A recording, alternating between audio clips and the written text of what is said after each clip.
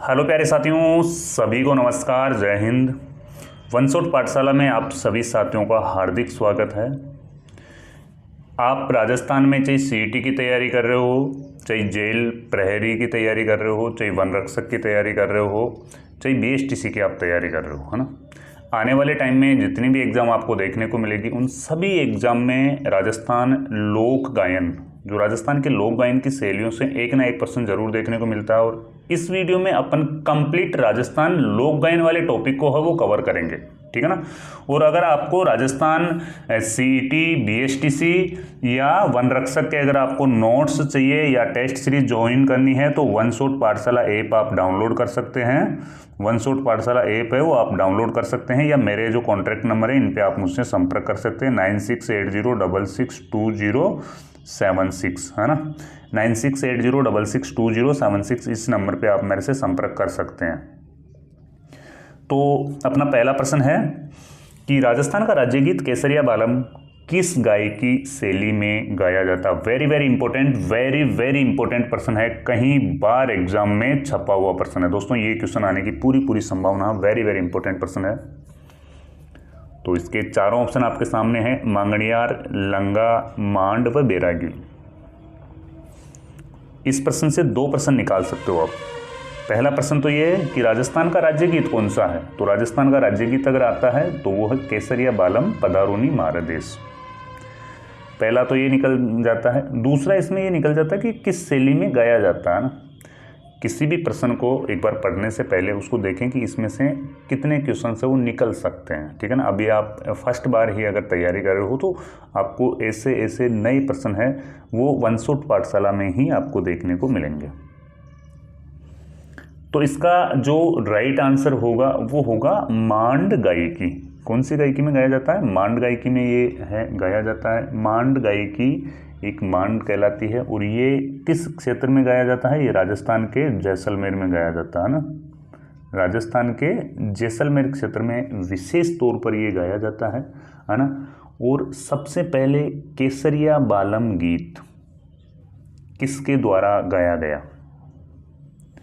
केसरिया बालम गीत जो राजस्थान का राज्य गीत है वो सबसे पहले मांगी बाई के द्वारा गाया गया। किसके द्वारा गाया गया? मांगी बाई के द्वारा गाया गया, है ना।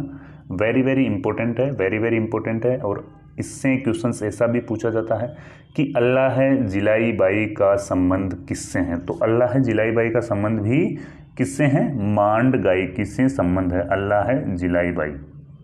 और अल्लाह है जिलाई बाई को मांड गायकी के लिए 1982 कब मिला दोस्तों? 1982 में पद्म श्री पुरस्कार भी मिल चुका है, ठीक है।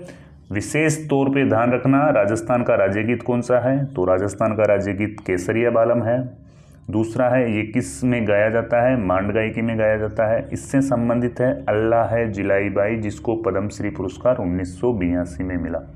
साथ में ही मांगी बाई के द्वारा ये पहला गीत है जो गाया गया। प्रश्न नंबर 2 है अपना, मांगणियार जाति के लोग राजस्थान के किस क्षेत्र में निवास करते हैं? मांगणियार जाति के लोग हैं वो राजस्थान के किस क्षेत्र में निवास करते हैं? देखो, पूर्वी, पश्चिमी, उत्तर, दक्षिणी। मांगणियार जाति के लोग हैं वो राजस्थान के पश्चिमी राजस्थान में निवास करते हैं। ये जो मांगणियार जाति के लोग होते हैं इनका प्रमुख काम क्या है? इनका जो कार्य है ना वो है गायन प्लस वादन, ठीक है ना। गाना व बजाना इनका प्रमुख रूप से काम है।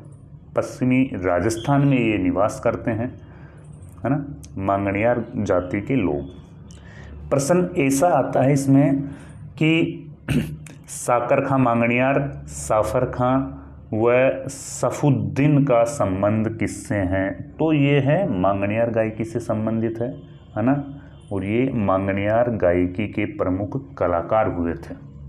कई बार प्रश्न पूछा गया सद्दीक खां का संबंध किससे है? तो सद्दीक खां का संबंध है मांगणियार गायकी से। प्रश्न नंबर 3 आ जाता है अपना, ये देखो, फूसे खां व मेहरुद्दीन का संबंध। फूसे खां व मेहरुद्दीन का संबंध किससे है? इस प्रकार के क्वेश्चंस है वो जरूर भी देखने को मिलते हैं। इसका राइट आंसर दीजिए भाई। मैं पहले इसका आपको आंसर नहीं बताऊंगा क्योंकि वेरी इंपॉर्टेंट क्वेश्चन है, कहीं बार एग्जाम्स में है, वो पूछा गया है, वेरी वेरी इंपॉर्टेंट क्वेश्चन है। फूसे खां मेहरुद्दीन का संबंध किस गायकी शैली से है? तो जो इसका राइट आंसर होगा ना वो होगा लंगा गायकी। ये मांड गायकी के नहीं है, फूसे खां व मेहरुद्दीन है वो लंगा गायकी से संबंधित है।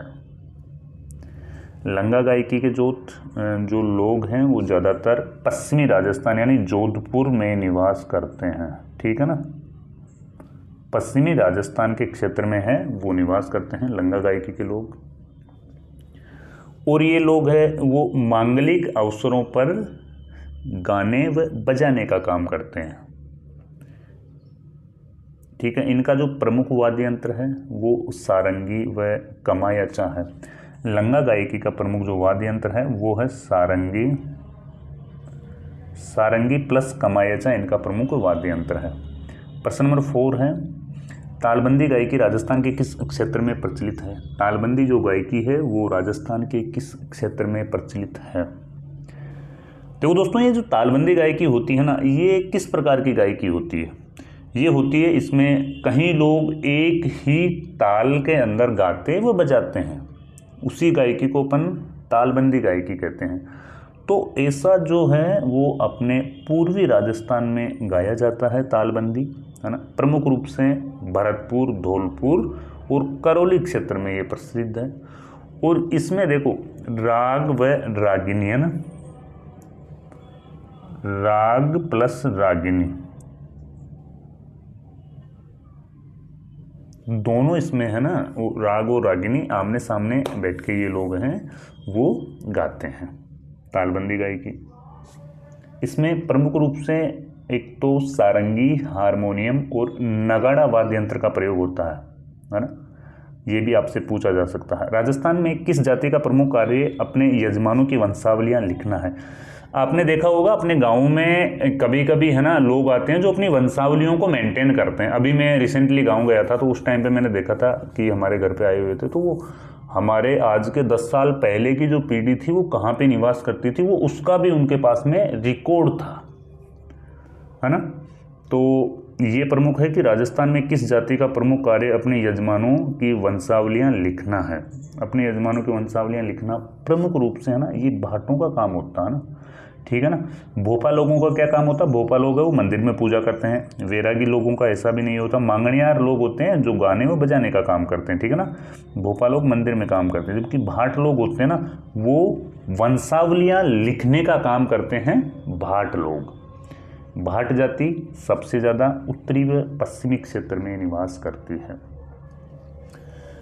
अब देखो कुछ जाति में भाटों को अलग नामों से जाना जाता है ना, जैसे राजपूतों में भाटों को बड़वा कहते हैं। अगर राजपूत समाज की अपन बात करें तो भाटों को क्या कहते हैं? बड़वा, ठीक है। राजपूतों में भाटों को बड़वा कहते हैं, जबकि महेश्वरियों में भाटों को जागा के नाम से जाना जाता है।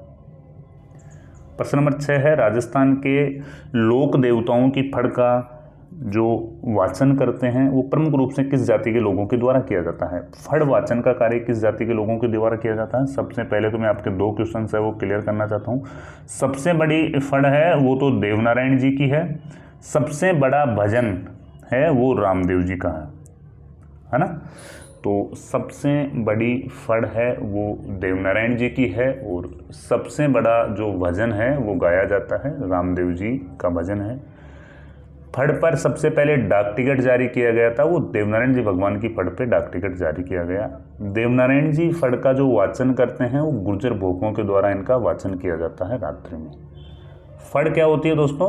फड़ एक ऐसा कपड़े पर चित्रण किया जाता है, जिस भी लोक देवता की फड़ होगी उस लोक देवता के जीवन का उसमें चित्र बनाए जाते हैं। उसने उसके जीवन में क्या क्या कार्य किए, है ना। तो जीवन का सचित्र है वो वर्णन किया जाता है फड़ में। ये जो काम है वो किस लोगों के द्वारा किया जाता है? ये काम है वो फड़ का जो वाचन का काम होता है वो भोपा लोगों के द्वारा किया जाता है, ठीक है ना। भोपा लोगों के द्वारा ये कार्य किया जाता है। नेक्स्ट प्रश्न है अपना, रामदेव जी के भोपे फड़ वाचन करते समय किस वाद्य यंत्र का प्रयोग करते हैं? किस वाद्य यंत्र का प्रयोग करते हैं रामदेव जी के भोपे? रामदेव जी के भोपे हैं वो फड़ वाचन के समय किस वाद्य यंत्र का प्रयोग करते हैं? डमरू, मस्क, तंदूर व जंतर। ठीक है ना। तो देखो, देवनारायण जी के भोपे जब फड़ वाद्य यंत्र का प्रयोग करते हैं तो वो किसका वाद्य यंत्र का प्रयोग करते हैं? जंतर वाद्य यंत्र का प्रयोग करते हैं।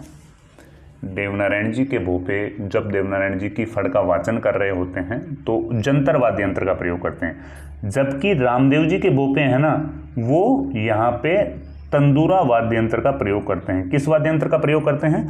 तंदूरा वाद्य यंत्र का प्रयोग करते हैं रामदेव जी के भोपे फड़ जब भी उनकी वाजते हैं उस टाइम पे। नेक्स्ट प्रश्न है, राजस्थान के पश्चिमी भाग में निवास करने वाली जाति डोम किस जाति का उपवंश मानी जाती है? जो डोम जाति है वो किस जाति का उपवंश मानी जाती है? देखो, ये डोम जाति है ना, वो भाटों के उपवंश माने जाते हैं ना। किन के उपवंश माने जाते हैं? भाट जाति के उपवंश माने जाते हैं। वर्तमान में ये जो डोम जाति के लोग हैं वो मुस्लिम धर्म है ना, ये मोमडन धर्म है, ये अपना चुके हैं, है ना, और ये भाटों के ही वंशज माने जाते हैं। डोम जाति के लोग जो ज़्यादातर मारवाड़ क्षेत्र में निवास करते हैं। प्रश्न नंबर 9 है, राजस्थान का प्रसिद्ध नृत्य कालबेलिया नृत्य को यूनेस्को की सूची में किस वर्ष शामिल किया गया? जो राजस्थान का प्रसिद्ध नृत्य है कालबेलिया नृत्य, ठीक है, उसको यूनेस्को की सूची में कब शामिल किया गया? भाई, कालबेलिया नृत्य की प्रसिद्ध नृत्यांगना कौन हुई थी? प्रश्न कहीं बार एग्जाम में पूछा गया, कालबेलिया नृत्य की प्रसिद्ध नृत्यांगना कौन हुई थी? तो कालबेलिया नृत्य की जो प्रसिद्ध नृत्यांगना हुई थी वो हुई थी गुलाबो। कालबेलिया नृत्य की प्रसिद्ध नृत्यांगना हुई थी और इसे 2010 में विश्व धरोहर की सूची में शामिल किया गया। कालबेलिया नृत्य को 2010 में विश्व धरोहर की सूची में है वो शामिल किया गया। राजस्थान में निवास करने वाली जाति जो कठपुतली कला का प्रदर्शन कर अपनी आजीविका कमाती है, कठपुतली कला का प्रदर्शन करती है और फिर अपनी आजीविका है वो कमाती है, किस जाति के लोग ऐसा करते हैं? भाट, कव्वाल, नट व कामड़। देखो, कठपुतली कला के लिए कहीं पर भी अगर क्वेश्चंस आ जाए कठपुतली कलाकारी यानी कि कठपुतली कला के लिए अगर क्वेश्चंस आ जाए तो ज़रूर भी आपको देखना है कि नट लोगों के द्वारा कठपुतली कलाकारी की जाती है और उसके द्वारा ही इनका है जो ये अपनी आजीविका कमाते हैं कठपुतली कला से ही। शेखावटी क्षेत्र में शादी विवाह है मांगलिक अवसरों पर शहनाई व नगाड़ा वादन का कार्य किस जाति के लोगों के द्वारा किया जाता है?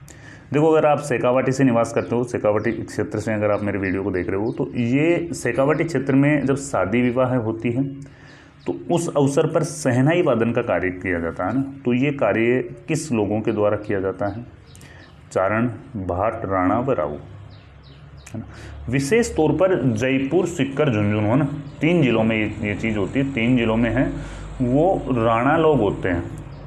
राणा लोग होते हैं जो क्या करते हैं? नगाड़ा वादन का कार्य करते हैं। मांगलिक अवसरों पर शहनाई व नगाड़ा वादन का कार्य करते हैं। मेरे गांव में भी राणा रहते हैं, जो कोई भी मांगलिक अवसर होता है तो वो अपना ढोल ले आता है और वहाँ पे वो नगाड़ा वादन का कार्य है वो करते हैं। ठीक है दोस्तों, आज के अपन इस वीडियो में है ना कंप्लीट रूप से अपन ने एक टॉपिक कवर किया है, लोक गायन शैलियों से संबंधित अपन ने जितने भी बनने वाले इंपॉर्टेंट प्रश्न थे उनको अपन ने देखा है। तो नेक्स्ट वीडियो में अपन मिलेंगे कोई नए टॉपिक के साथ में। जब तक के लिए जय हिंद, जय भारत।